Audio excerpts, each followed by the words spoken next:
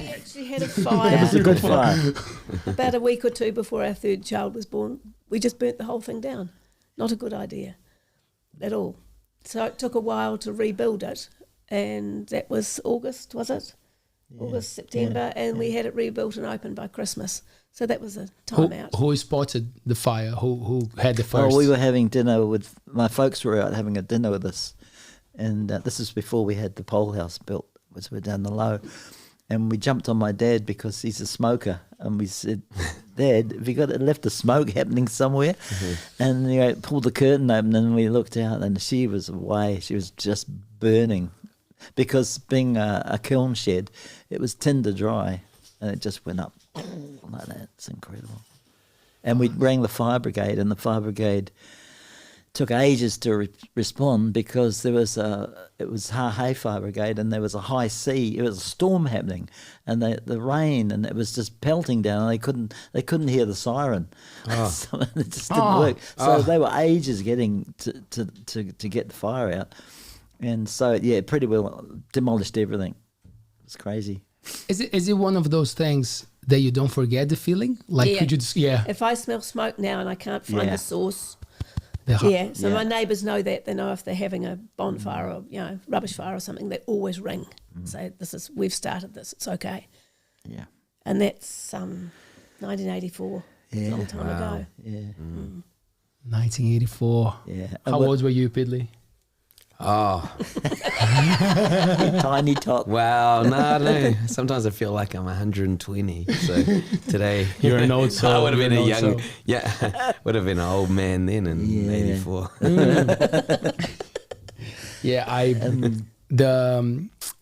There's that thing with every end is a new beginning, right? So did it give you guys more motivation to start fresh, or it was hard, like it took time? It was tricky because we had all our buyers buying, because we didn't have the shop then. We were selling to the pots to shops all over the place. And when we finally got going, the buyers were saying, no, we can't take any more at the moment because we've got new ones. We missed out, and they've got their buyer, they've got their potters. So that was tricky, and that's when I think that was when we decided to actually go for it with having a shop, because at least we were on our own terms, and we were on the tourist track, so it was a good start. And we never looked back because that was amazing. Most summers, the credit card would be up here in winter, and in the summer it would be able to drop it right down again. We never really got ahead, but you got it back to square one. Yeah. You didn't capitalize on selling twice fired pottery. No. New market, really. Yeah. Well, the kiln was actually quite good. It caused the problem. But when we opened the door, there's this kiln sitting in the middle of the rubble. Open the door, and there's all these pots. They're all cooked. They're done. Yeah. They were all right. Collector's items. Wow. So Ellen, I was reading something last night. I didn't want to do much research because I like the authentic part of the thing, but I was reading that in all the continents in the world, of 7 of them, 6, when we go back in old civilizations, and 6 of them that are evidence of pottery. Pottery, yeah. And it's so we're talking about something huge in history and the temperatures. How did that passion come about for you? I don't know how it actually happened, but it's mainly Asia. It was all stemmed from Korea, China, Japan, and there's some. They found in Korea way back. They've excavated these huge kilns, and the kiln obviously didn't work very well because they just pushed it over and left it there. And there's all these pots sitting out there. It was maybe overfired, or the fire had died, or whatever. And so the kiln could have collapsed during the firing because of too much heat. Because they used to fire up to 1300, like we do. Yeah, it's very hot. Yeah, but the thing is that it was Asia. It was definitely in the Asian countries where the pottery started off, I think. And there's something about the clay that you use, right? There's the pure one, pure Clay is everywhere. Clay is everywhere. It's just that there's some clays that are low-fired, earthenware, and there are clays like I've got, which is high-fired clay, which is perfect for domestic ware, because it's exactly what I mean. I was meant to be on the place, as Anusha wrote about. That was, we were meant to be there.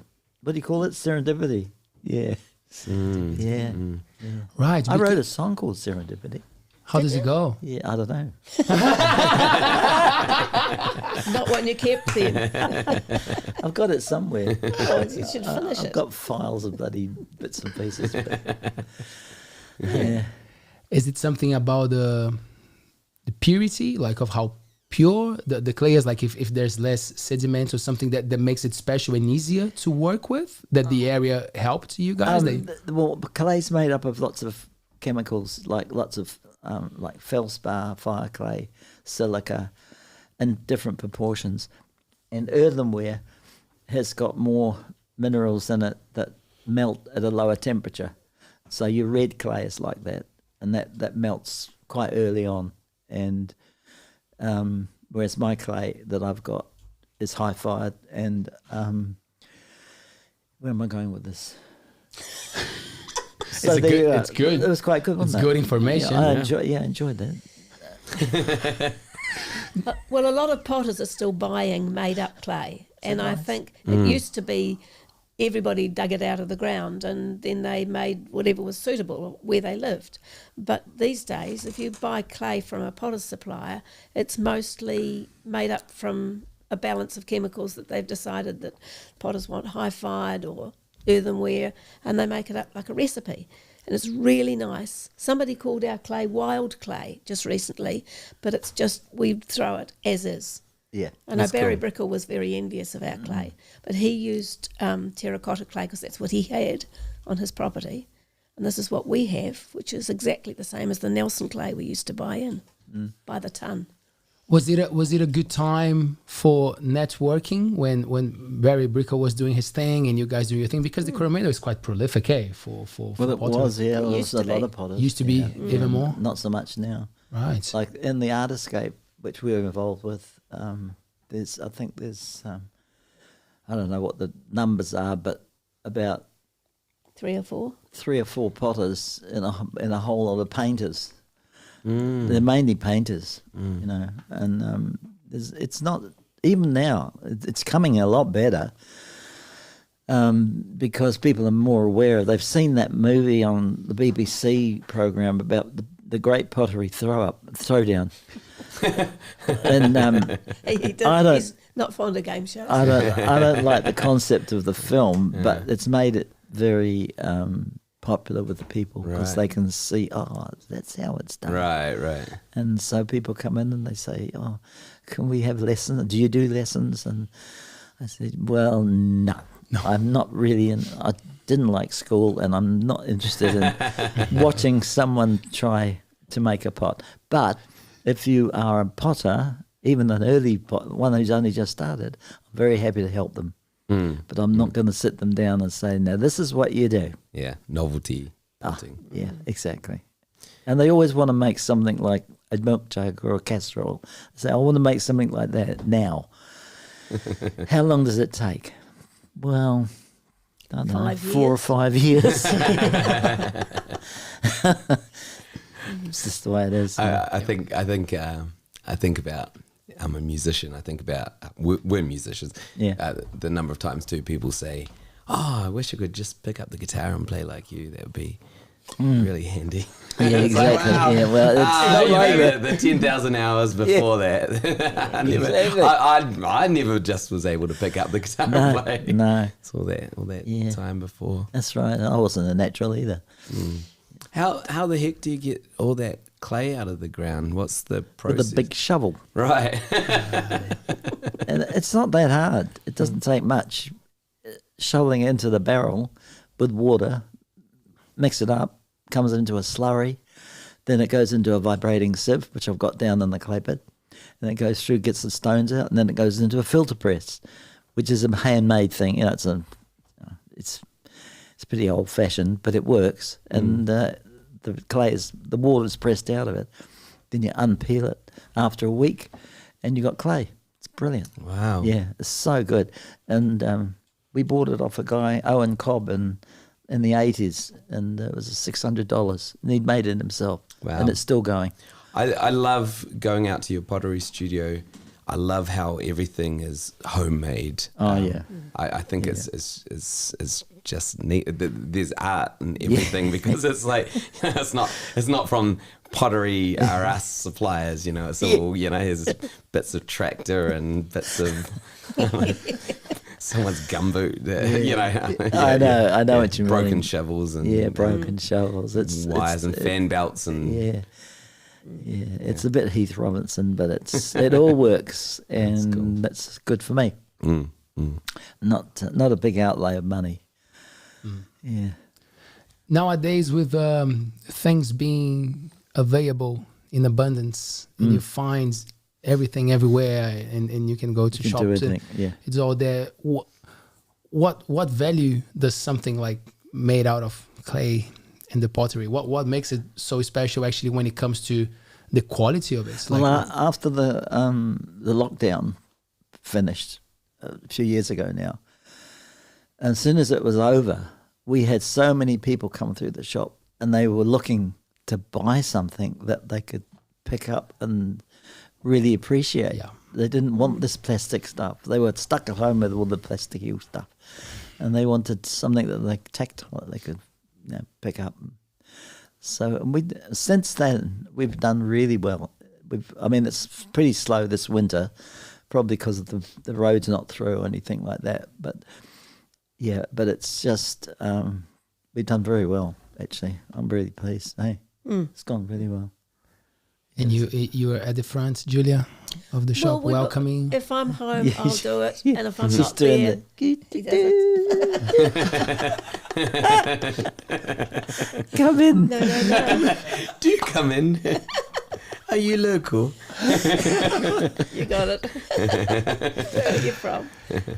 But you're still working at the school, is that correct? I'm finishing at the end of this year. Yeah.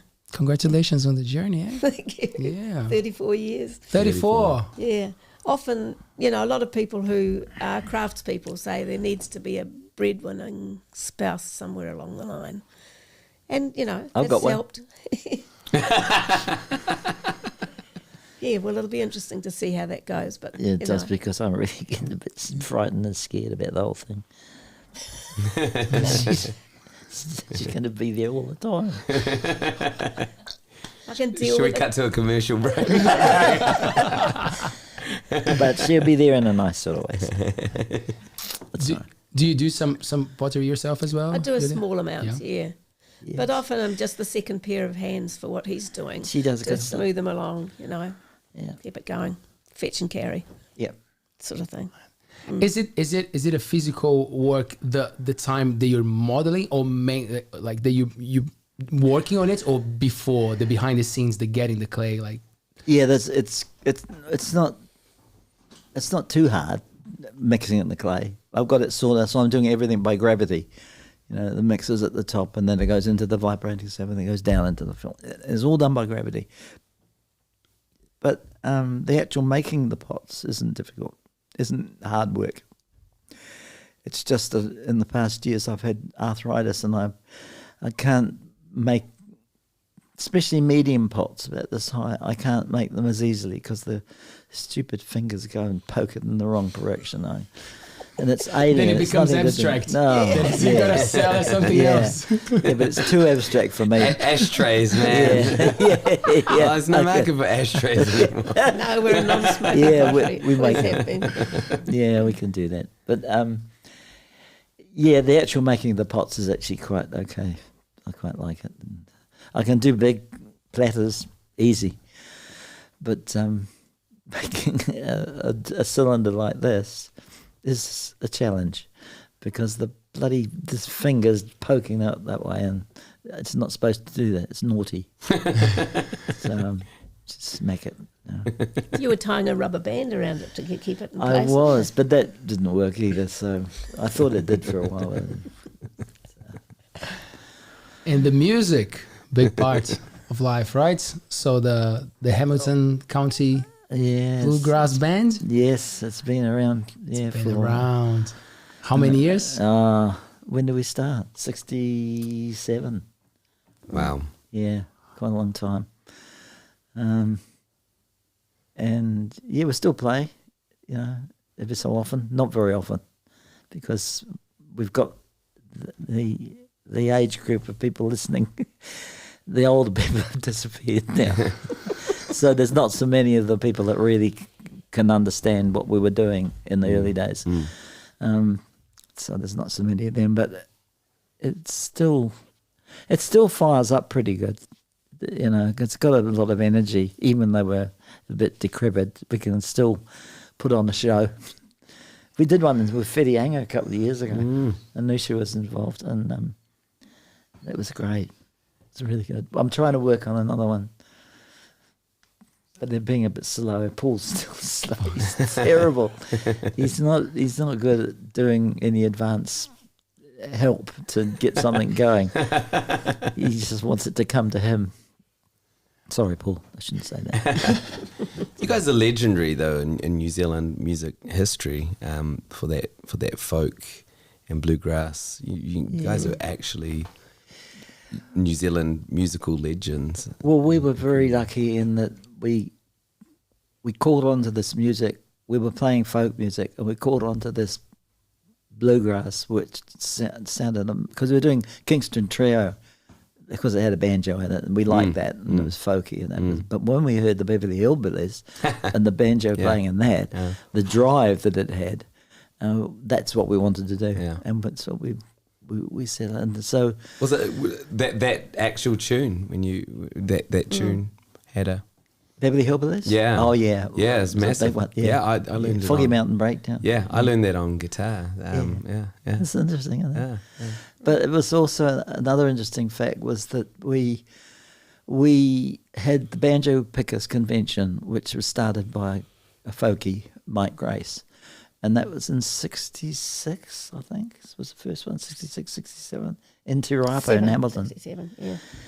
And we found out a bit later that the Banjo Convention was only 2 years behind the States doing their bluegrass festivals. Wow. Which became very popular, and they are now. There's a lot of bluegrass festivals. But we were up there at pretty well the same time as Bill Monroe and his bluegrass boys. So we were right at the top. Yeah. At that point, we were just, because we were soaking in so much of the music. It was just incredible.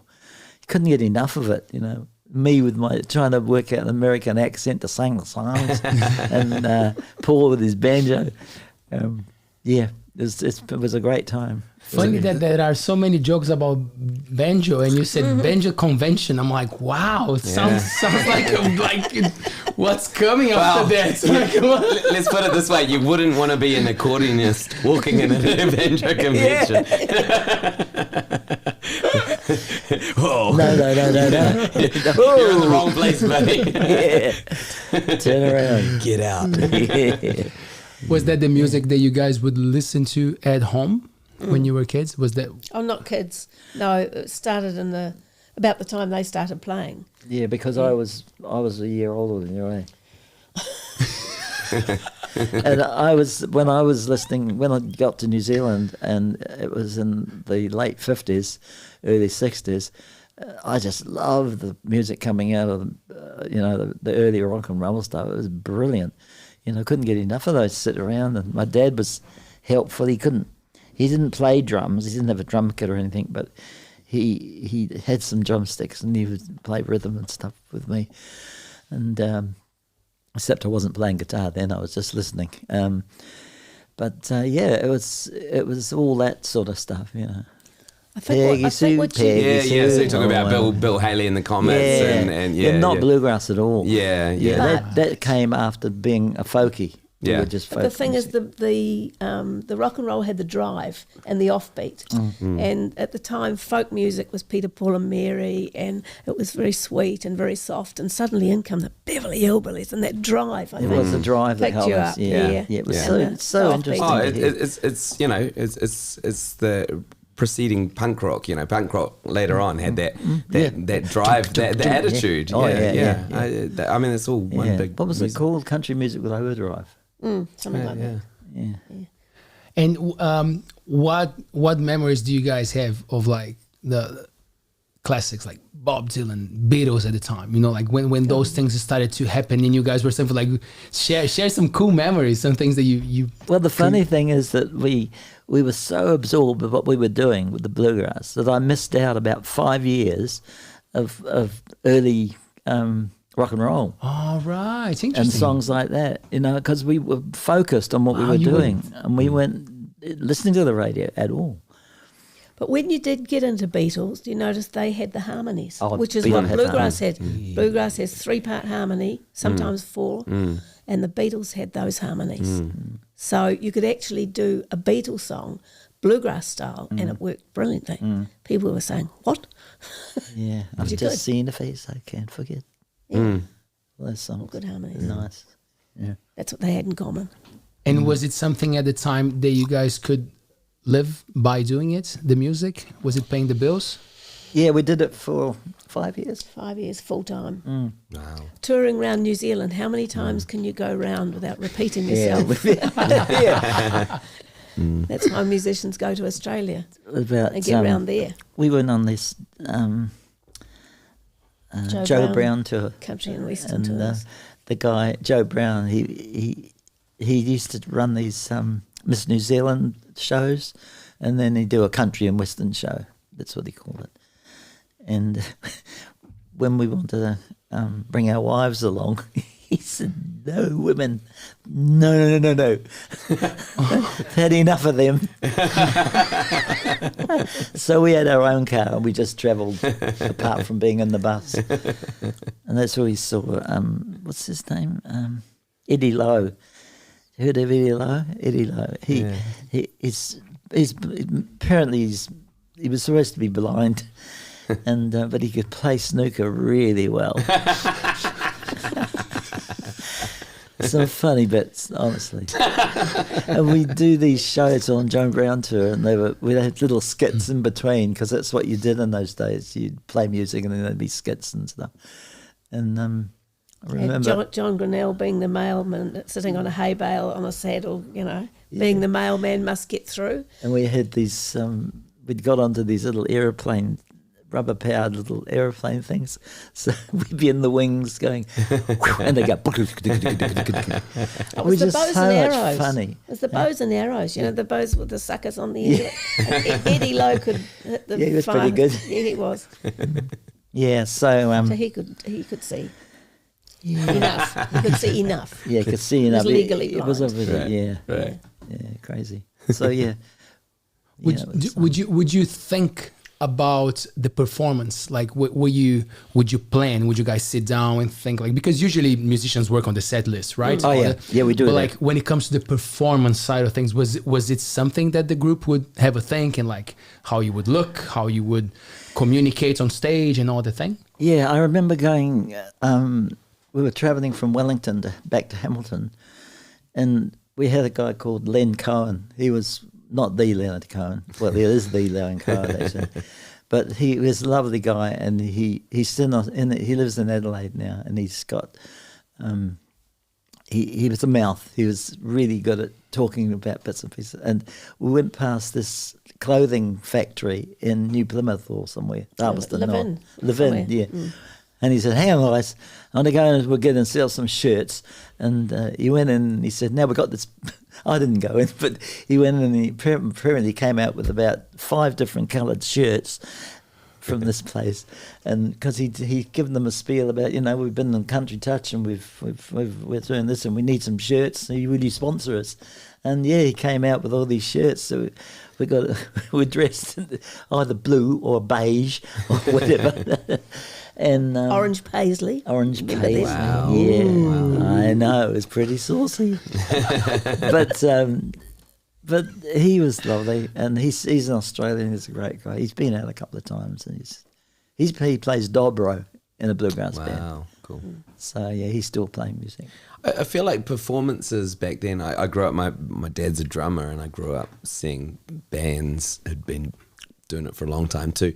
And it was almost like performances were part variety show as well. There'd be all sorts of, there'd be, you're talking about the skits and stuff, I mean, it's almost, now the band, now when bands play, it's sort of about the band, but back then, I've got memories of my dad playing, being out the front and riding a rocking horse and stuff, and that's right, singing, and there was props, and there were props everywhere. That's and what the Joe Brown tour was The like. Joe Brown Right, tour yeah, was just like that. yeah. But there was a bit later, the band had recorded an advertisement for pantyhose, which is the latest thing, and hip-high pantyhose. It got on the top 10. It did, and Oh no, you didn't rob banks afterwards. in the did you? middle Where's of the this going? concert, people would ask them to sing this ad, and they absolutely wow. refused. Wow. But they rewrote it.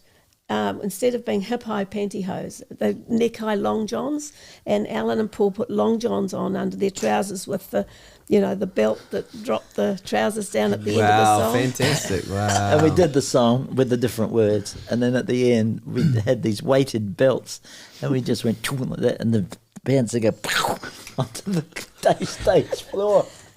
Part Monty Python. Oh, I love it. Wow. Oh That's yeah, great. they got that off us, I think. And the crowd amazing. goes wild. People Oh, they love it. did. I they say were bring so it back. good. Let's bring this kind of stuff back. Someone's going around doing little venues again, and I think it might be the guy who plays trumpet. I know his name, but I can't think of it. He was here in Fiddy when they had the music. Oh, gala. not Don McGlashan. Yeah, Don McGlashan. Oh, yeah, I think he's doing it. The euphonium, that big, enormous. Yeah, he's doing a tour around all the small venues. Yeah. I think those small venues have made quite a comeback too. Well, I think so. Yeah, because People love that intimacy rather than the big, the big stadiums. untouchable. Yeah. The biggest crowd I've ever played to was WOMAD with the Top Twins. Oh, wow. We did the Sunday morning, Wow. and that was when I fucked up the words of. I mucked up the words of that dreadful song "Wagon Wheel" that everybody goes away from, and it was because the guy that was usually sang the verse, he wasn't on the show, so I had to do it. Right. And when I got to it, I had total mental blank, and so I made up the words because I've always done that. I've always as long as you rhyme the end of the line to the next one. Yeah. We've all been done it. Yeah. And Jerry came up, and the Top Twins looked round and said, "What the hell was that for?" And Jerry, our friend in Hahe, he said, "I didn't know you had another verse in Wagon Wheel," But you got to do it, if you forget something, you can't stop. It's the art of staying balanced, not falling off the horse. Yeah, whoa! Yeah, whoa! There we go to the show. Yeah. So that's the biggest crowd though for us. It was huge. WOMAD. Yeah, It sounds was fun. big crowd. Yeah, Sunday morning. And nothing else was on at the same time. They normally have about half a dozen concerts all going on at once. And they were scheduled for Sunday morning, and I thought, Sunday morning? But it was late morning, wasn't Yeah, it? it was 11 and o'clock. everybody on the whole grounds came Great. because there was nothing else going on. Wow.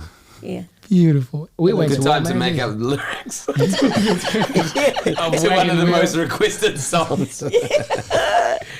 Good. Love it. We went to WOMAD too. We did. What year was that? 2016 Must have maybe? been, yeah. Hot eight brass band were playing that year. There was some goods. Did you play? specials. Did you play? The specials. Did you play there? No. Because you can, I think, if you can get on a side stage or whatever. Right, yeah. We played at the Newtown Festival, and that was very special. Wellington. Oh, Wellington. okay, Newtown, yeah. That was fun.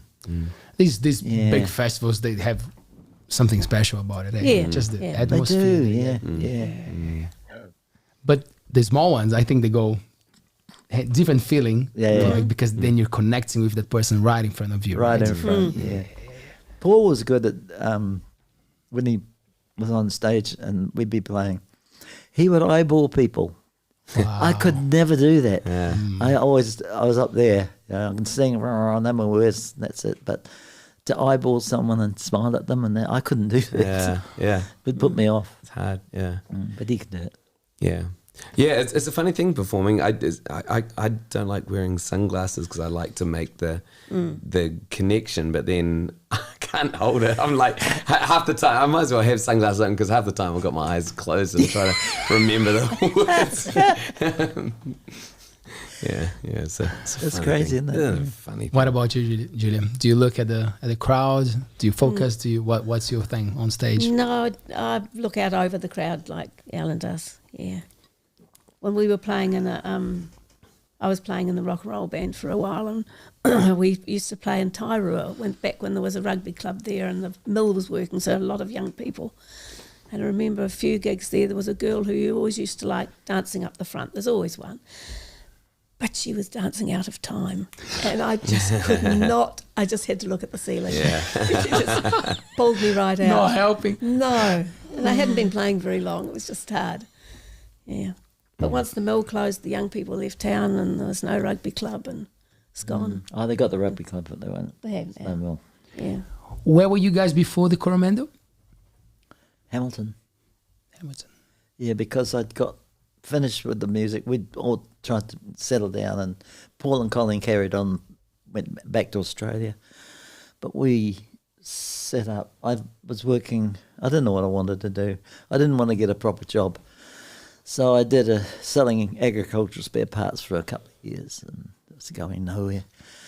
But I got interested in pottery because our friend was a potter. He had a place over at Tapu, 23 acres, beautiful bush. And I thought, I could do that. I would love to do that. So I decided I wanted to be a potter.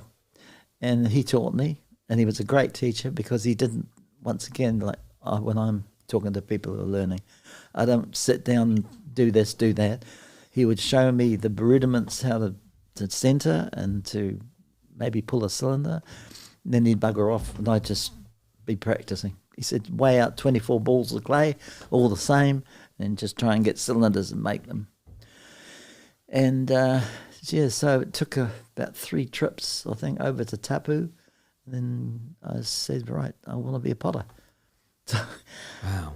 I bought all these bricks from Winston's. It was Winston's had fire bricks at that stage, and I remember $700 I forked out to buy all these bricks to build a brick kiln. Never made a kiln before, ever. And we got all these bricks on the back lawn. And a friend of ours I was playing music with in Hamilton, he worked at Huntley Brick. And he said, I know how to lay bricks. He said, would you like me to come around? And he was great. So he actually did all the work and did the arches. You had a plan. You weren't making it up as you went along. Roy Cowan plan, yeah.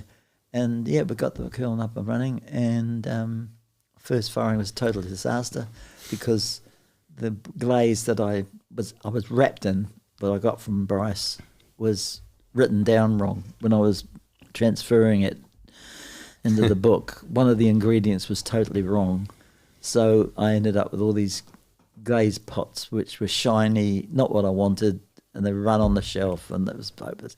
And I did it again. I hadn't twigged that it was something wrong with the glaze. I thought I might have overfired it or something.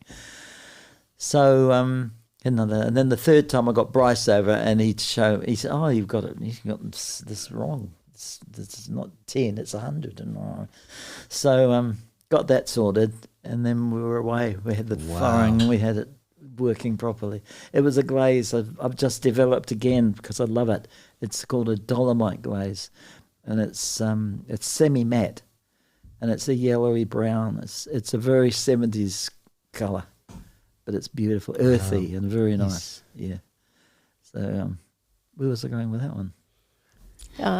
you building a kiln at That's the back of cool. the garage in Hamilton. Yeah. So there we were with DIY. house, garage, Still kiln, working. and then Ruakura out the back, sheep and stuff. Were you worried that some? Sorry, you. Oh no, I was just gonna say. So different glaze, they're chemical reactions, right? I don't know anything about glazes, so there's different reactions. You get different colors come through. It's like a recipe for a cake. There's all these different recipes and different ingredients: silica, fire clay, feldspar, talc, all sorts of materials that you can put in and add and subtract. And I've got some good glazes now. I've worked out which ones have worked for me, and I want to. I've got a lot of glaze powders. I got given a whole lot from Warwick Lidgard, who lived. Do you know Warwick? Oh, I know the name. I don't. Yeah. What's the son's He's up name? at Rings Beach. Yeah. Craig Lidgard. Craig, Yeah. yeah. It's cool. He was very generous. He rang up and he said, "Look, he was going out of potting, and he'd been out of it for a long time because he was painting." And he said, "He rang me up one day and said, 'Would you like some glaze materials? Because I don't need them. I'm not using them.'" And he had some really good, high quality glaze powders that were worth mint. There's one called Cornish Stone, and I got about 5 big bags of it, and you can't get that anymore. Wow. That you can only get the synthetic version. Right. Wow. So he was very, very generous. Wow. Yeah, awesome. Just wanted us to really, he had a shed full of this stuff. We filled 3 van loads of sacks Wow. of stuff. Incredible. Some of them, most of them not opened. Wow. Yeah. So it's ongoing. Wow. That's amazing. Were you worried at some stage, Julia, of Ellen going for the artistic thing? Like, from what I read in the article, very supportive, but like deep inside, were you a bit concerned about where things was going? Well, we'd seen Bryce make a good living, and we had buyers that would drive to us in Hamilton and buy from us. And that's when we just started. Yeah. It would have been crappy pots. They would have been bloody awful. Well, one of them was a All those florist. blinds and clients. What was the guy's name? The snooker guy. What a whole bus of them. I'll take them all. One was a florist, But they and would she buy used to them all. sell, and what she couldn't sell, she'd put flowers in them and sell them off cheap, and come back and say, "When's your next firing?" And that's what you Nice. know, that someone will come back. And they want it. There was a lady who used to travel from Palmerston North. Yeah. Do you ever go to the Vista in Palmerston North? Is it a motel? No, it was a pottery shop. Pottery shop Oh, called no, the Vista. no. And, She used to take the back seat of her car out, and so she just had the driver's seat, the passenger seat, and she would fill it up to the go up to Auckland, all these potters, Wow. and she came up to us here as well. Because And people I was give an you unknown faith. then. I was an you know. unknown. I didn't, I had no name or anything. I don't now. But there were all these name potters that she'd collect from all over the place. And she came to us. She was amazing. She said, "Yeah, you're going to be all right." So Wow. it gives me a lot of confidence at that time. Yeah. Incredible. Is it something that holds high value? Like when you look to big artists, big names in Big the names do, Yeah. but not people like us who are just doing a routine thing, I think if any of Alan's pots are going to sell for huge money, it might be after he's dead. God damn. Not cool. But, they're popular. We've got a cafe locally who's buying, things for the cafe to use. Yep. It's just Cool. an What's the appointment. cafe? Colenso Cafe. Shout out to Great. Colin. Yeah, There you go. And people go in there for lunch, and after lunch we get a lot of them in. I've just had lunch at Colenso and I want what they've got. Great. And that's good. Yeah. That's been we really don't good, usually have it. No. Because they bought all those. We're not Put in very, the purse. we're not very quick. mate. I'll just see what we've got in the kitchen covered. Yeah. No, That's been done they've before. been very good. Oh, hang on. I'll just have a look inside. Just get the bacon grease off. Yeah. Yeah. The dishwasher cleans up things pretty good, eh? Yeah, high-fired stoneware comes. You can cleans up put beautifully. the stuff in the dishwasher. Yes. I thought you weren't supposed No. to. Well, with the lower fired, where the clay is Yeah. not vitrified. Okay. Yeah, no. Otherwise, the glaze all sort of starts chittering around the edges. There you go. They say you learn something new every day. do. That's my thing. Thank you. Great. That's right. Anyway. Yeah.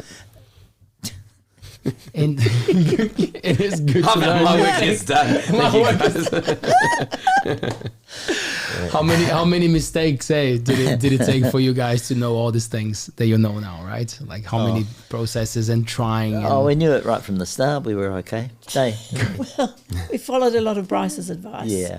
We followed and then, a lot of. you know, if you put something in the dishwasher and it comes out damaged, you don't do it again. you don't do it again. Yeah, no, That's right. It takes one. Yeah. Dishwashers are good. It comes out sparkling. Much better than hand washing. You bash them on the taps. Yeah. Yeah. But I did trade one from a friend of ours who was doing quite brightly coloured earthenware. We swapped a pot, you know, and I put her one in the dishwasher. Bad idea. Ooh. Yeah. You're It's right, so because you pretty. can't put earthenware in it. Right. It doesn't work. Here we go. It opens up the pores of the clay, and that's so good. Clay's not vitrified. And same as earthenware plant pots out on the deck. If you have frost, it can open them up and they crack. Right. Whereas that won't happen with my clay because it's vitrified, so it's solid. Right. There we go. But then is there something amazing. about the one that cracks that holds some different value to it, like when it comes to the temperature or to preserve things, or not really? No. It's just lower fired. Yeah, it's just low fired. The clay has not turned to stone, Yeah, so they've got so it absorbs water. there's a gap there, you know.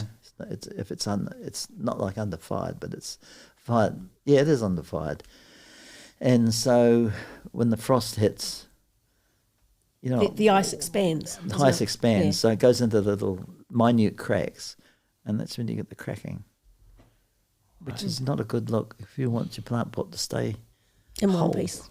Not a good look. No. Wow. Guys, what about the Coromandel? What about the place when you arrived? Oh, scary, man. How it looks now? I remember Julia probably had the same problem. I'd only been here about a week, and we moved into this little shack. And I woke up one night thinking, what have I done? We've moved from a new house in Hamilton out to this shack. But we were determined to be potters. So we just carried on with it. But I remember freaking out of it. And we did have a few downtimes, especially after the fire. And we thought, what are we going to do now? Nobody wants them. So we just plodded Opened on, up. carried up. Yeah. Julia got job Yeah. at the schools. Kept That us going helped. for a bit. There you It go. definitely Yeah. helped. Yeah. Was there a sense of community straight away, or did it feel quite isolated at the time? It was or- great. We had a couple of really nice people around us, and they came up. First day, I think, we were there. Brought scones up. Yeah, how you doing? Nice feel. Yeah. Wow. And it is a good community down there. We've just had our neighbours' dinner. Bring all the neighbours round for Christmas dinner. They're good. They're good Good people. But there's no craftspeople near us at all, No. which we thought there would be, you know, around. But, you know, we're hermits really. We stay home. It's okay. And when you're driving such an iconic drive around the Coromandel, and you pass your place, and you can tell that there's something going on there because of the look. And was it something that you came up with, you guys together, or you were just like, oh, let's put something first? It's a see- bit random. It was random. Can you describe it first for the people who hasn't stopped at your place, that they're coming probably this summer? So what do we see when we're driving past? Now, Yes. you're talking about now. Well, we've got the ugly effigy in the front paddock, which is still there. I love It is that. there. It's so It's cool. still there. Can't miss it. It's just, Well, We've and actually- that's the thing, isn't it? Your Yeah. big sign that says Alan Rhodes Pottery, and we've got the man out there. We had to concrete him in because it's been vandalised a few times. not cool. Not cool, no. But we had, at one point, somebody said, why don't you put a little one there? So he had a child beside him in the yellow Little child. raincoat. Well, give a gun to the man. Hey, just no, sorry, no. Tell them to watch the Wicker Man movie. We had this little kid, but the guy was on the looked like he was throwing a pot. He was on it. It was different to the one we've got now. And we had this big wheel, the concrete thing, and he was quite big, and this little kid was like watching yellow what was raincoat. going on. And then one day I thought, what we should do, we should string her up upside down in the tree, just back a bit. Strung up. Kids climb trees, don't they? So we put the little one up the tree. We got a lot of shit for that because that people did not like that. A lot of them said, they shouldn't have that happening. And oh, that was really funny. Have you had kids at the time? Yeah, we couldn't catch them to hang them up though. Yes, you put They're it too on. fast. Yeah. Funny though. Pottery studio. Keep your kids in the car. Don't touch the pottery. Yeah. So that's what we've got at the moment. We've got a different statue in the front and the big sign, and it's we're open. Yeah. Like somebody said to me once, were we on Instagram? And I said, no, I don't know how to do that. So he taught me, but he said, well, how do people find you? And it wasn't till after he'd gone I thought, and how did you find us? He was from New York. Yeah. Right. But that's good. He started us on Instagram. But this is it. Why do you need other advertising if you've got that sign? Because without the sign, we're not going anywhere. There was a time when a logging truck came down that hill, lost his load all over the front of our place, smacked the sign down, and I thought, without the sign, we have no business. Doesn't matter what else we fix, we've got to fix the sign first. Yeah. It's a lovely sign. I love it. It is I good. really like driving by. I'm like, Yeah, there it is. Yeah. Well, you've got to have signs really big too. Yeah. how are you guys navigating the digital worlds? Because you are online now. We can find you guys. Yes. Yes. Well, this fella from New York who was a potter, and he'd brought 2 suitcases to New Zealand. One was his stuff and the other was empty for him to pick up pots and whatnot around the place. So he gave me the instructions and he said, I'll be looking tomorrow, to see if you've done it. And I did it. I tried to sell him a mushroom, They make these little mushrooms, but bigger than those. Said, put them in the garden, you get fairies in your garden. And I'd just been talking to some kids just before he came. And I said, this is what you do. And he said, I don't have a garden. I live in a high-rise apartment in New York. And I thought, oops, but he was really good. And I followed him in his trip through New Zealand. And I said, go home, Shane. I want to see what sort of pots you make. And when he finally got home, I did see what he made. And it was good, But he kept on encouraging to get this Instagram nice thing guy. going. Shane on a plane. Shane on a plane, yeah. Shane on the plane. But then he got back to New York and I saw he was singing in the New York choir. I don't know what it was called now. And but later he was dancing in the New York drag shows. And I thought, oh, right. All right. Asian boy. He was an interesting and artistic person. Very friendly and very helpful. Yeah. Yeah. That was cool, eh? Cool. Yeah. It's a great good story. dude. Good dude. Things that technology provides, Like when would you see that? When would you find out these details about people's lives? There's a lot of cool things about it. Yeah. Nowadays we give a lot of shit to internet, social media, but come on, look what a beautiful way to keep us connected. It does keep us connected. Yeah, it beats taking a photo of your dinner. Oh, yeah. But people can do Hey, I'm that just if getting they the want plate. to. It's not the food, it's the plate. So I guess those fancy restaurants, they're great for you, The ones that don't serve much food, the ones that you pay a lot of money and it's just a drop of thing. money, That's great for pottery, advertisements. Yeah, lots of That's pottery. the best thing. Yeah. Smaller portions, please, Colenso. Yeah. How are things looking for this summer? For summer coming up? Well, if the bridge is fixed, it will help, I think. Yeah. Because it's definitely been a lot less people through, no doubt about that. But what else do we need for the summer? Weather. We'd like decent weather. Decent think we're gonna weather get and it. the bridge being fixed and it'll be fine. Yeah. People needing to get out and about. That's going to be good. What have you got for us, Pedley? Do you want to throw a question there? You're a big fan. I know you are. Well, it's not really a question. It's actually just it's one of those stories of your reputation preceding you. So I grew up in fielding, and I was really lucky. I didn't maybe know it at the time. I had no other reference points, but I had a phenomenal guitar teacher. His name is Graham Lovejoy, and he played in a band called the Hamilton County Bluegrass Band. Actually, this moustache tonight is a tribute to Graham. Yeah, I wonder where you got the moustache from. Tribute to Graham. Yeah. He had a great moustache. Yeah, he did. Anyway, coming up here to moving to the Coromandel 10 years ago now, everyone said you've got to meet Ellen and Julia Rhodes. You're a musician. I'd come from Wellington, grew up in Fielding, came from Wellington, met a couple of people, Miles from the Hamilton County Bluegrass, a bunch of people, and they all said you've got to go meet Ellen and Julia Rhodes. And it was your reputation was preceding you, and you were the first people I intentionally went out to visit. Find, so I drove out. I remember having a cup of tea on you. Yeah, it was cool. But phenomenal people. Yeah. You know, the pottery studio librarian, one librarian to another. Musical connections. And, sure. So it's not a question. It's just truly, your reputation's prestige for the good. Yeah, thank goodness. Yeah. Phew. Yeah. Did we pass that one? Yeah. Pass the test. Yeah. Oh, that's really. Well, we remember that day clearly because we very thought, good.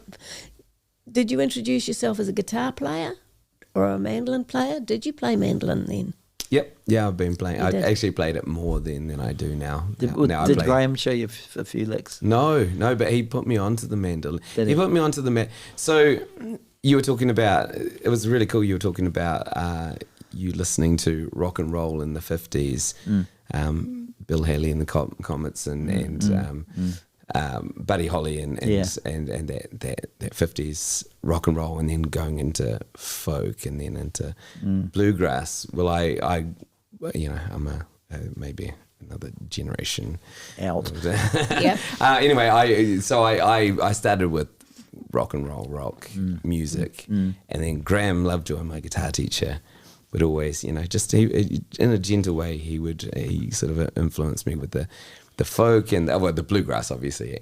But I got put onto folk music and appreciated the mandolins and the banjos and stuff. And so, so I got into that a little bit later on down the line once I'd done a bit of a rock thing and rock and roll thing. Yeah. How old were you when you were seeing Graham? I think I started getting lessons when I was 14 with him. I was there for maybe 4 or 5 years with Graham. Wow. I learned a lot. I learned so much. But sometimes our lessons, and I appreciate this now as I'm a guitar teacher as well, and sometimes our lessons we would barely pick up the instruments. But there was so much value in that because he would show me stuff. He'd always be going over in his slippers. You can just picture it to his tape. It's going through his tape collection or record collection and saying, "Oh, you've got to listen to Jackson Brown, or you've got to listen to Bill Monroe, or you've got to." And so sometimes we'd just spend the whole lesson listening to music and. So valuable, so valuable. Yeah, I don't know if many parents that I teach their kids tune in. Sometimes we listen to music for a lot of the lesson, but it's because it's the bigger. It's not about learning a G and an F and an A minor and that song or this song. It's the language and the context and the inspiration, and that stuff's so vital. I'm ever grateful for Graham for showing. And the other cool thing about him, you would turn up to lessons and you'd have some song. You go on. I was devouring music and I'd want to learn it all, and I'd say, how Graham, how do you, I just heard this song by Queen, I don't know, pick a song by but he would earnestly, he'd go, and it was pre-internet, he would put on the tape and he'd sit there with his guitar and he'd nut and he'd go, "Oh, this is what I think is happening," and then he would translate it. But he would show me how to work out stuff for myself. So it's kind of a real teach a person to fish kind of thing. And so he's like, I think this is what they're doing. They're probably, it's in this key, but they'll be using this scale, and these are the chords that'll work for that. And here, I've got you started, and then I'd go home. And so, like, phenomenal teacher. Yeah. So that's really cool. Yeah, but amazing musician. Yes. Definitely. Yeah, but put me on to so I started learning mandolin, banjo, and all that kind of stuff later on. Yeah. That's brilliant. How would you guys feel about playing a little tune? Speaking of mandolins. Oh dear. Yeah. Yeah. Shall we? Yeah. Should we do I that? can help. I'll bring some stuff here. Yeah. She's got the mandolin. Stand on the corner with low down blues. All right. Oh, cheers, man. Thank you very much. You're welcome. Just adjust this. Yeah. Well, this is fun. Yeah. Having a blast. Julia, I think yours is fine, but we'll have a look. Taylor will let us know if we have to move things.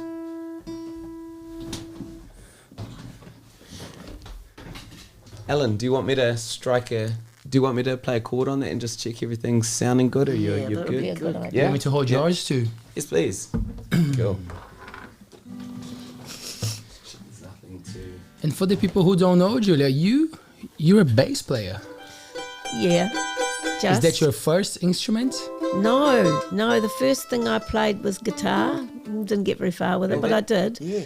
And I'll check it with then the- I got have an you auto your harp, gorilla snot on? which is an interesting Yeah, I'll instrument. double It's check it, tuned eh? like a Okay. piano, Fine. and if you have to Sounds tune pretty it good, before a though. gig, it's time consuming. Right. But I've never found a PA that can deal with find it. it So, quite but weird that's an instrument that Mike Picking the Seeger mandolin up played, to tune it. and he was very influential. And the Yeah, first- and I don't play it I much pick now it because up my a week hands apart. are a First bit, week, I you know, have to bit stiff too. tension all Yep. But it's a lovely keys instrument. to get them in Yeah. tune. Oh, cool. The next time I'm And then I took up playing the bass when their covers band lost their bass player, and Alan said, well, we've got about 3 months' notice and he's off.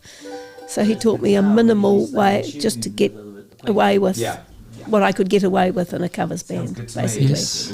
Yeah. Sounds beautiful. And it was fun. And I'd been singing along with them for harmonies and things for a long time.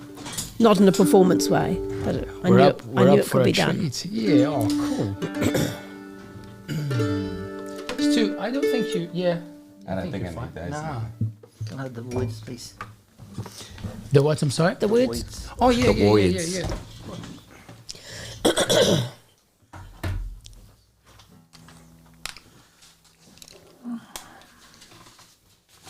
It's like a dummy, eh? It does. Do you want to wear these? No. Taylor will let me know. This one? Walking Up. down the Sunny Dog Blues. Towards them? That's Got Julia's. salty dog blues first. Yeah. Like this?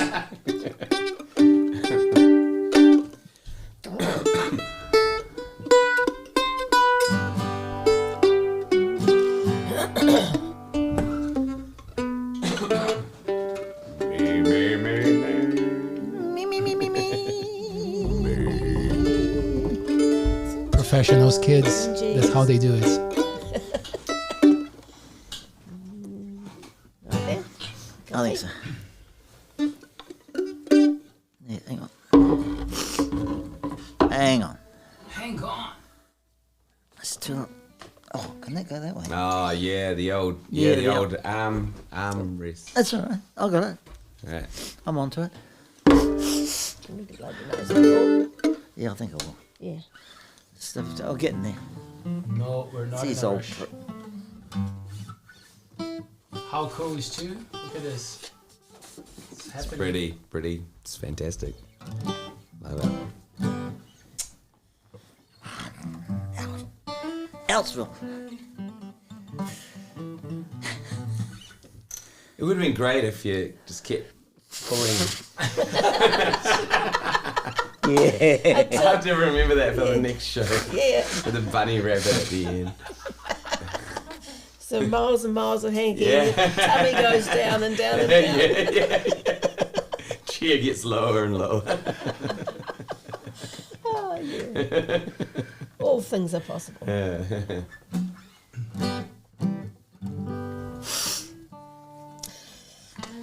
finished? I hope so.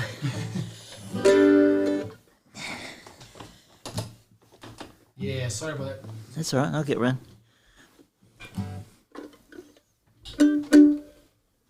Straight in? Yeah, just give me a... Okay, here we go. Right, standing on the corner with the low-down blues, great big hole, bottom of my shoes. Honey, let me be a solid dog. Let me be a solid dog, or I won't be your man at all. Honey, let me be a solid dog. Look here, Sal, I know you, run down stocking on a hole in your shoe. Honey, let me be a solid dog. Let me be a solid dog, or I won't be your man at all. Honey, let me be a solid dog.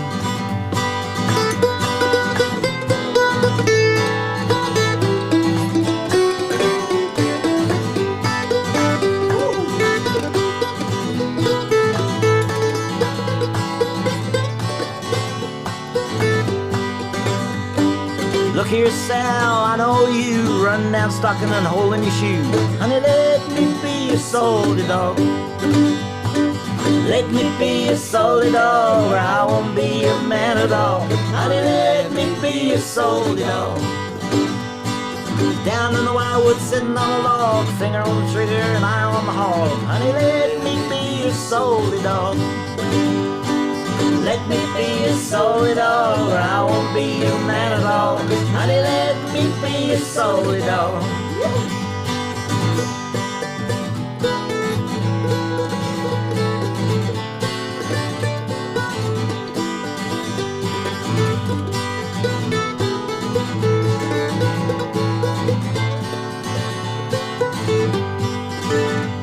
Well, I pulled the trigger and the gun said go. Shot fell over in Mexico. Honey, let me be a solid dog. Let me be a solid dog, or I won't be your man at all. Honey, let me be a solid dog. One time. Let me be a solid dog, or I won't be your man at all. Honey, let me be a solid dog. Let me be. Let me be a solid dog, or I won't be your man at all. Honey, let me be a solid dog.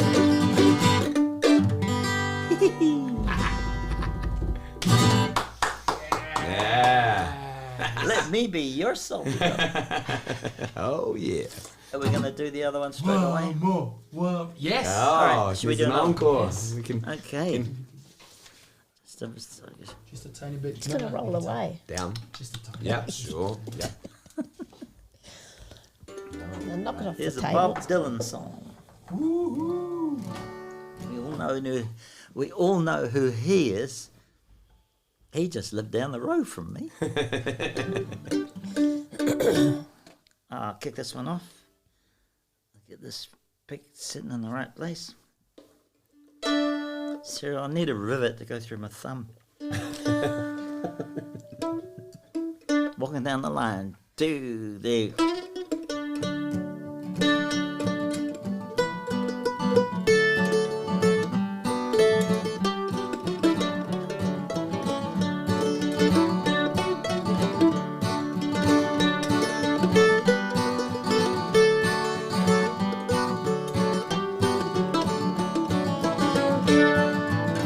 Well, I'm walking down the line. I'm walking down the line. I'm walking down the line. My feet'll be a flying to tell you about my troubled mind. I got a heavy-headed gal. I got a heavy-headed gal. I got a heavy-headed gal. She ain't a feeling well. She better only time will tell. And I'm walking down the line. I'm walking down the line. I'm walking down the line, my feet'll be a flying to tell you about my troubled mind.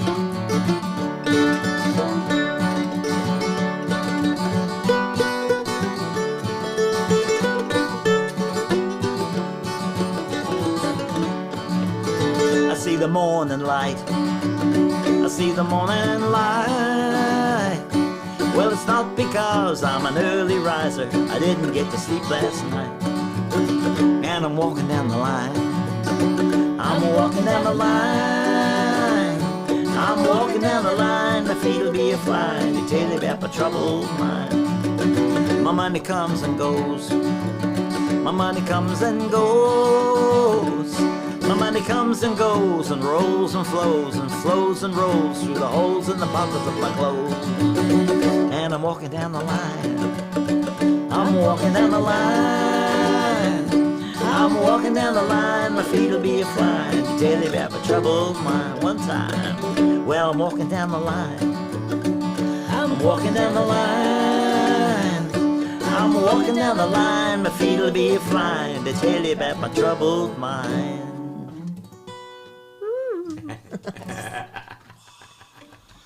Hallelujah. Is that all right? Yeah. Oh, good stuff. Wow. That's amazing. I'll hold that for you, man. Take that. Oh, cheers, man. Whoa. Thank you very much. That's good, Stu, and we should do some more. Yeah, This, you would be good. Yeah. I don't know why it's taking us so long. Good things we take should. time. Well, we because- did think about doing it while Pippa was away. We done? Oh, no. We're still chatting. No, We're still going. Let's not sign any deals We've got then. another beer to go, you know. Yeah. So what's the current formation of the band that you guys are playing together? Which one? You, Well, did you which say band? Pip? And Pip, Pippa. it's a trio. It's Yeah. a trio. There you go, my friends. do. If you can. Oh, thank you very We're much. still on. We're going. We're live. Million people watching us right now. We can't stop. Well, even putting these on. Hey, everyone. Putting these on now. Oh, that's nice music. I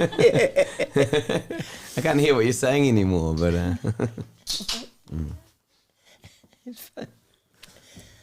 Tell me about the trio, Julia. Come on, Joel. Well, Alan got to. We had Pippa in a band that we played Irish music. Yeah. We had an Irish We band haven't for a been while. through the Irish one, have we?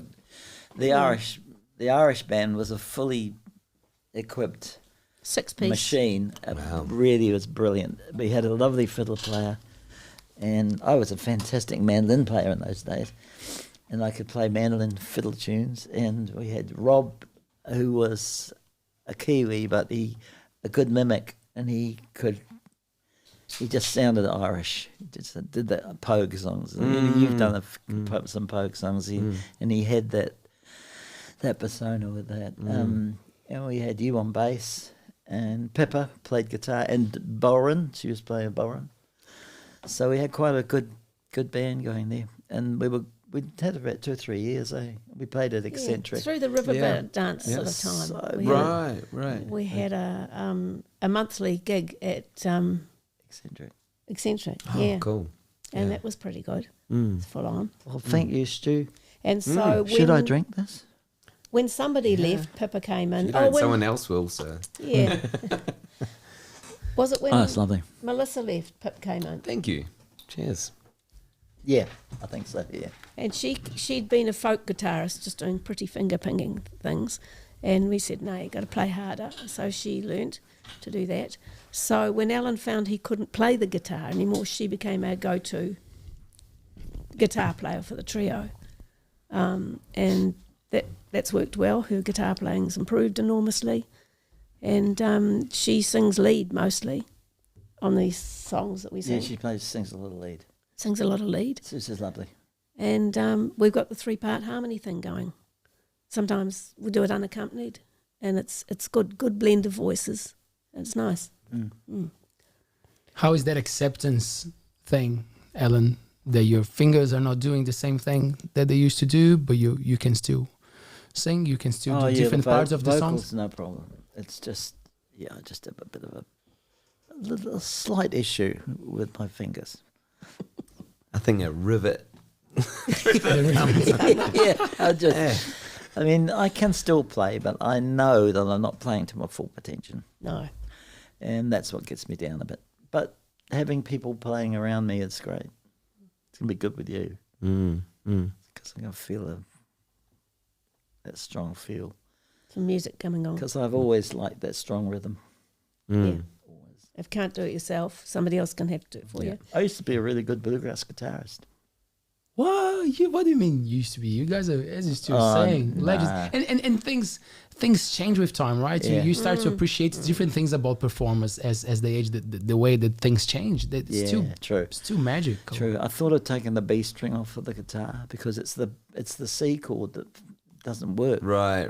If I took the B string off, I think all the other strings would work. It's just I haven't done anything about that though. But I have got. Where's my dummy gone? Oh, I have got this.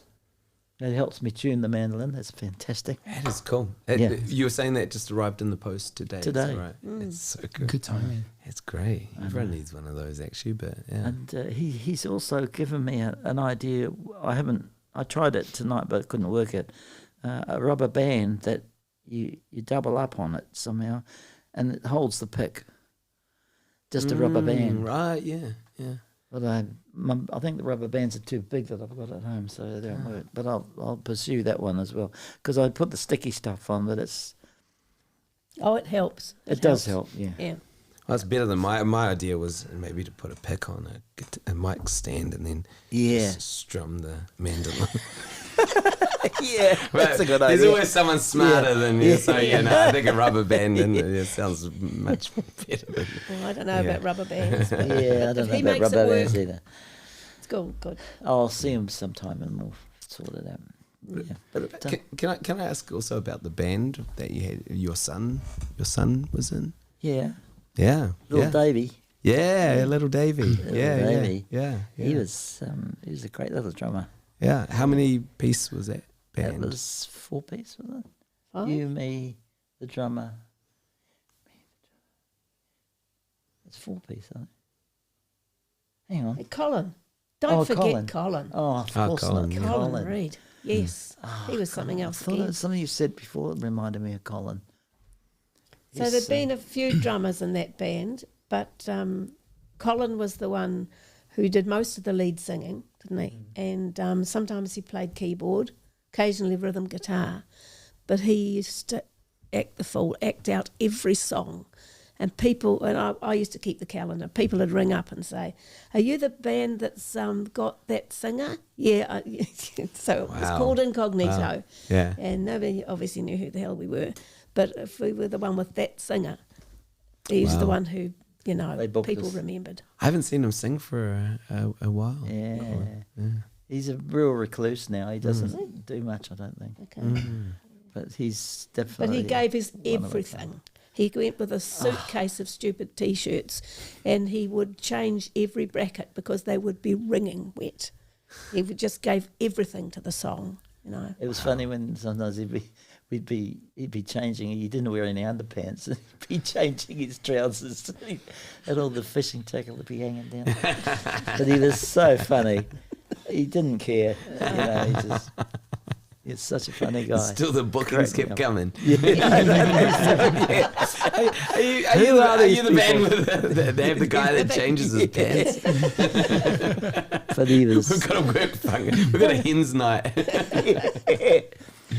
Great. So put everything into it. You guys were talking about Davey. Oh yeah, and let's back to David. And for the people who don't know, Davey, our son, amazing, renowned music producer in New Zealand, Dave Rhodes. How was his for you guys watching his journey Well, that was good. He played in the covers band with us, and he must have done from about the time he was 15 to for the year after first year he left school. He went to Auckland, and he wanted to train as a recording technician, which he did in the end. Wasn't many places you could do it. No. And I wanted to do it when I left the Bluegrass Band. That's what I wanted to do. I wanted to record, but there was nothing. I think you had to register at the Radio New Zealand. Anyway, he got it going, and he'd got a bit. We'd only been at our place. He was 2 when we moved to Whanuketi. We'd been there for about a week, and we were still tidying up the junk. And Alan's mum was staying with us helping, and he said, can we go home now? When are we going home? Poor kid. Anyway. I can go back a little bit before when he joined the band, when he would have been about 9. And I took him up to a recording session I did with Paul and Colleen in a gospel band. And got some nice pictures of him, I think, with him with the big sound desk. And he's sitting at the desk. He's looking at cheering at it. He was either doing that or he was asleep. Yeah, he was pretty addicted to watching the tech move all the knobs and all that, just sitting quietly, you know, and he just was hooked from that moment. Wow. You reckon he was about 9? Yeah. Wow. I'm really pleased he's gone into that because it gives me an opportunity to do a bit of sound recording as well. Yeah, it's pretty cool. And actually, both Leo and I have recorded a lot with him, but actually, again, through the connection, we'd been talking about recording, and I remember you said, get hold of our son in Devonport, Dave Rhodes. Oh, yeah. Now we went and recorded our little duo, Let's Go Disco Haggle, and we met Dave and hit it off. Yeah. Cool. Met Anusha as well. Yeah. Around that time, and then these guys moved into town, Fitty, and this was like one of the coolest recording studios around. I didn't think it would work because I thought he's coming to a backwater here. You know, how's he going to make a living? But he's never been busier. You know, he's got all these contacts overseas, and he's done really well. Yeah. He's a good boy. Hey, he's a good boy. Hey. Great. And would you play the drums every now and then? Did you guys have a good drum kit at home when Dave? I can't play drums. No, he started off on the drum kit that our covers band, because they used to play. They practiced every week at our house through the wall from his bedroom. So he grew up listening to that noise. He'd go to sleep with it. And the guy left his drum kit there, and Dave practiced on that. So I don't know, did he have to buy one when he first joined us? I think he bought one that was the exiting drummer left. So he bought that. Did. Yeah, it was a Pearl. Yeah. And then later on, he obviously got his own gear. But it was good, you know. He would help us stack all the gear in the van, and then he was quite a just helpful little chap. Learning to drive at the time. So we'd do a 4 or 5 hour gig over in somewhere And like he'd drive Natia. home. He would drive home while all the oldies snoozed. Yeah. Because you do 5-hour gigs, and we weren't young. We were getting into our 50s, weren't we? Yeah. And we were stuffed after 5 hours.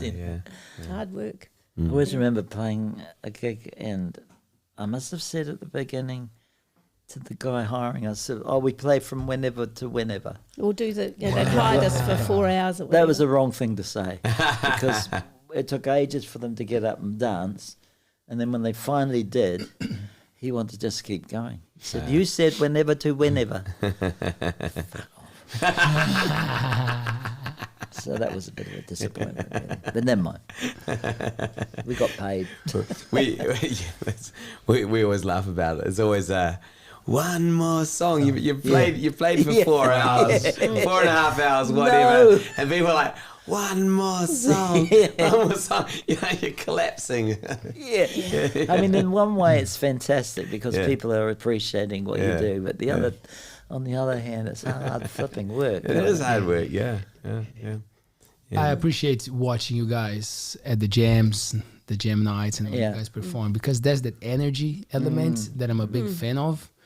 You know, I think me with Pippa and Julia and I. Yeah. There's that chemistry. You know, that you guys are enjoying what you're doing, looking at each other. You know, it's not just like staring at the crowd or staring at nothing and moving your hands. That's I don't know if it's because of my Brazilian backgrounds, but that thing with the energy, with the performance being the driving force. And I think one thing they learnt through the bluegrass, what the American bands do, when you've got 5, maybe 6 people, and you've got a lead singer, okay, you got harmony, and then you've got a break, and all the band would turn and watch the person doing the break. You know, you don't leave them on their own. You just, you know, I'm listening to your break. Yeah. You know? Yeah. Very important. Yeah. It's like so we've always done that. When did you start playing drums? When I was 11. Okay. 11 years old. I remember at school, my sister is 2 years older than me, and we would not have music in our school. It was actually a battle to get to convince teachers and supervisors to allow bands to do something. Yeah. And I remember there was a day like those classic science day or whatever, and my sister's band made a deal. Who God knows how that would gel with science or history or whatever, and then they brought the band to the classroom, and I was sitting right next to the drummer. He lives in Whitianga, not in Whitianga, in New Zealand. How crazy is that? So the first drummer that I saw, he's in the South Island, Marcus, great friends of ours. Like, we don't talk that much, but that's my memory. It's watching that kid playing the drums, and then my sister would play the guitar. Mom always played the piano. Yep. And then it was just too hard for me, the theory and all that stuff. I just wanted to bang on things. Yeah. So it came quite naturally. And I was lucky that my parents supported me with the two things that are helping me with my journey, which was taking English classes and private drum lessons. They made sure that those two things I could do, because they were challenging at the time. They could not do much, but they said, no, if you like the drums, if you like to learn a language, you go and do it. And that's great. Well done. And here we are. Well done. That support, that moment that you accept that your child wants to do something and you don't stop them. I think it's easy to just say no and carry on. But when you just say, we'll give it a go. You have that with your boys, too, with music. Do my best. Well, not all their demands. With music, With music, it was all their demands. Video game, YouTuber. No, yes, definitely with music. Yeah, absolutely. Yeah, that's with some things, you just you got to let them. Yeah, one of them wanted to do dance, dancing stuff. So do it. Do it. Yeah, just performed at the big show in town on the weekend. Yeah, it's cool to see them. They can change. They can pick other things. It's all good. But you got to foster that. You do. Yeah. Definitely. Yeah, my dad was very supportive of me playing guitar. In fact, he got very disappointed when I said, I can't do it, it's too hard. And I gave it up when I was about 14. And he didn't go crook at me, but he was obviously not very happy because he wanted me to play the guitar. Yeah. And so I went back to it, and I went to a few lessons in town. One was like a jazz chords and stuff. So I got lost in that, And then we got on to bluegrass, and it was totally different. Wow, that was just what I wanted to do. Yeah, because the chords in bluegrass aren't difficult. Yeah, it's the rhythm. Yeah, that carries it. Stuff. That stuff's it's tricky in a different way. The chords aren't complicated, but the changes and those little half bars and got to stay alert. Yeah, you do. I was watching your hands before. It's like you don't want to miss the turn off. When did we turn? Yeah. Do you remember having arguments or moments in the band that were not that pleasant? It was leading to something good because you care about what you're doing, but like some clashes or some. I don't think we've ever had any clashes, have we? Which band? The Bluegrass Band? Bluegrass? Yeah. Or in general, like as a performer, as someone who cares about what you're putting out there. And the thing about the mandolin player, our main mandolin player, the first one, was that he was very, very intelligent. He spoke French fluently. He was an English teacher and French teacher at the schools and stuff.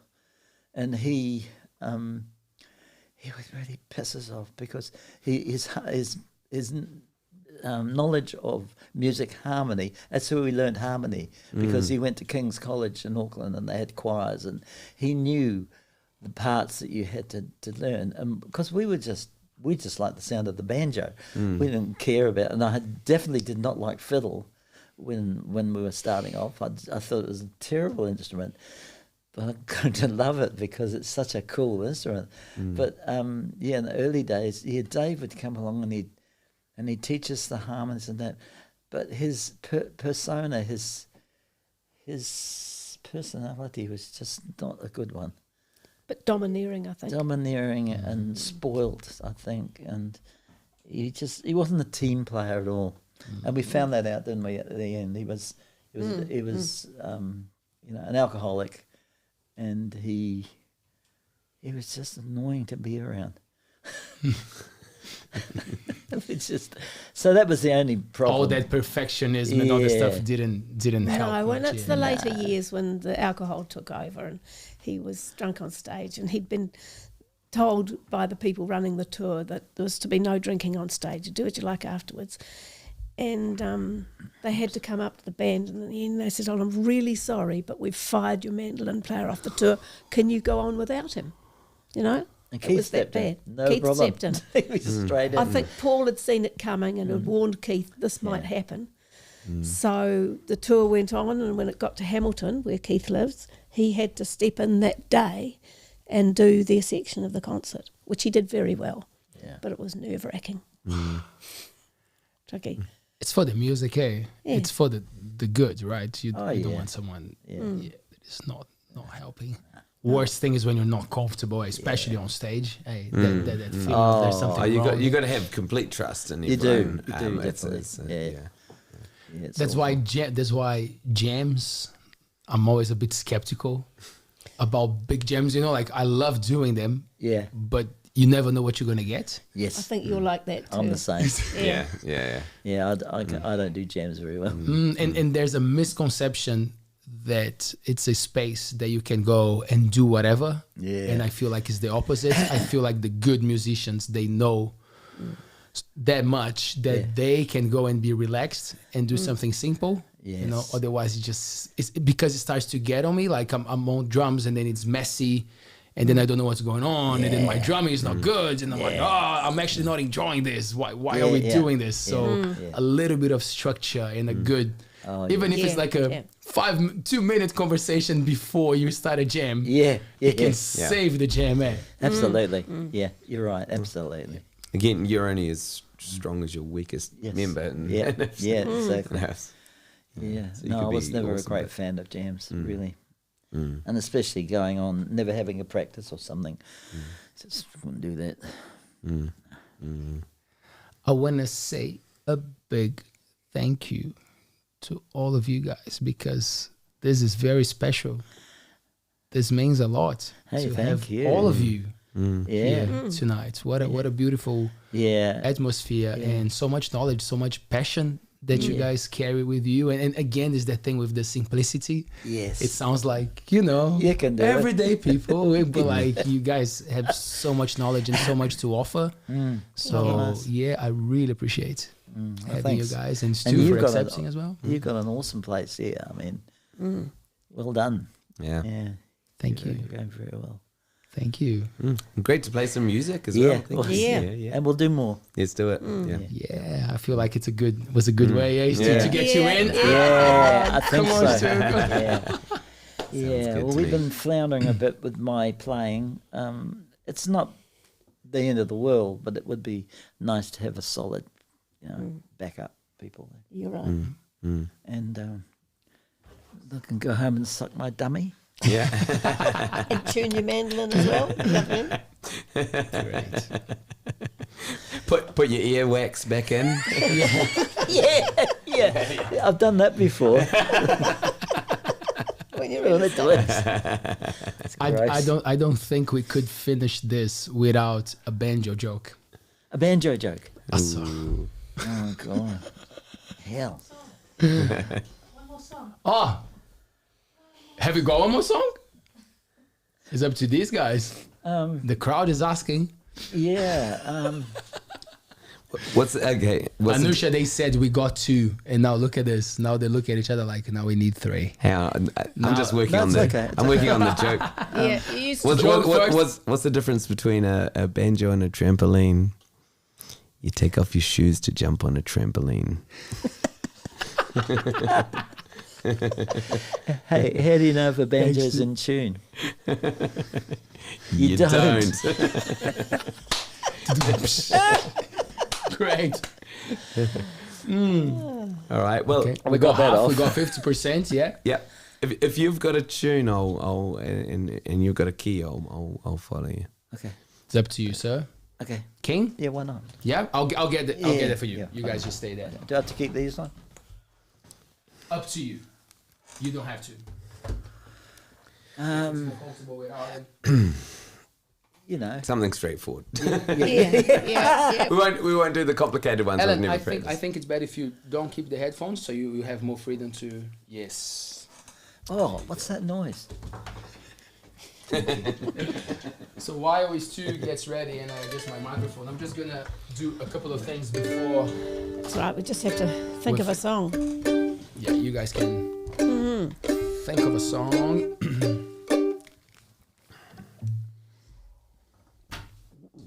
I am a man, constant sorrow. Ooh, what key do you do it in? G.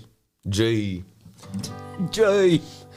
How many chords has it got? 3. Can I do this first? Do you want me to do this first and then we? Yeah, guys. So We'll just do a couple of verses. So just Play this one in my so life. we can finish with the song. Yes. I'm just gonna give a couple of shout outs before we do it. So first of all, cooked Coromandel, cooked beautiful food. How was that, Kai? How Perfect. was the food? Very Absolutely nice. wonderful. Yes, lovely. Yeah. So if you are coming to the Coromandel, and I know you are because it's summertime, make sure to check them out. cookedcoromandel.com. Beautiful, beautiful Mexican food. They are big supporters of our show and we really appreciate that. The Altbays Table Talk is collaborating with the Coro Classic that is happening on the 6th of January with some amazing acts. Sublime with Rome, Setmo, Pottery, Alchemist, Baby Rainbow, No Cigars. We got some of our local DJs playing as well. And I'll tell you what, we are giving... Cigars. Oh, sorry. You guys go? That's I'm right. almost finishing. We got... I gotta do these things. I'm like, come on, Leo, come on.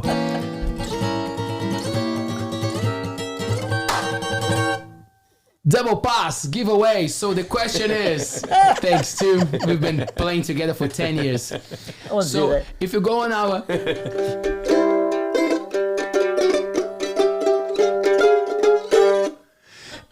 our live stream and you answer the question, what song are you waiting to hear at the Coro Classic? What are you looking forward to listening to at the Coro Classic from all these epic bands that will be playing there? So answer the question. We're gonna say and why.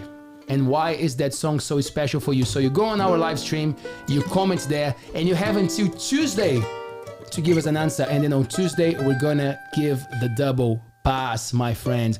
Also, last but not least,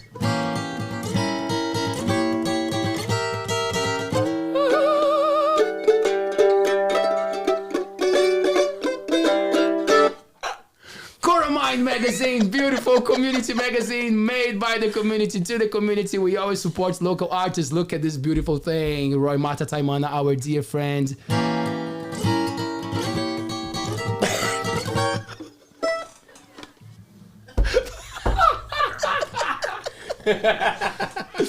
You can hear to the audio version at coromandel.nz. In October, we had a beautiful article that our friend Anusha wrote about Ellen Rhodes, so you can find that on coromandel.nz. Enough of me. Thank you very much. Thank you very much. Awesome. Woohoo! Let's listen to some music. I'll see you on Tuesday. Kakite. I am a man of constant sorrow. I've seen trouble all my days. I bid farewell to old Kentucky, the place where I was born and raised, the place where he was born and raised. For 6 long years I've been in trouble. No pleasures here on earth I've found, for I'm bound to ride that northern railroad. Perhaps I'll die upon this train. Perhaps he'll die upon this train. I wish you can bury me in some deep valley for many years, where I may lay there another while I am sleeping in my grave, while he is sleeping in his grave. Last time. Maybe your friends think I'm just a stranger. My face you never will see again.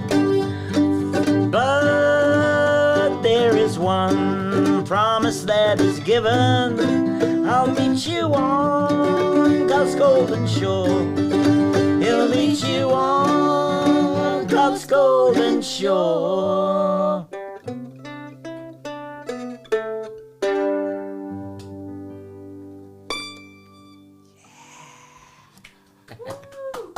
Hey! Hey! Beautiful. Yeah, we should have said it's just the round of chords. Yeah. He knew that by the end. Yeah, I know about it.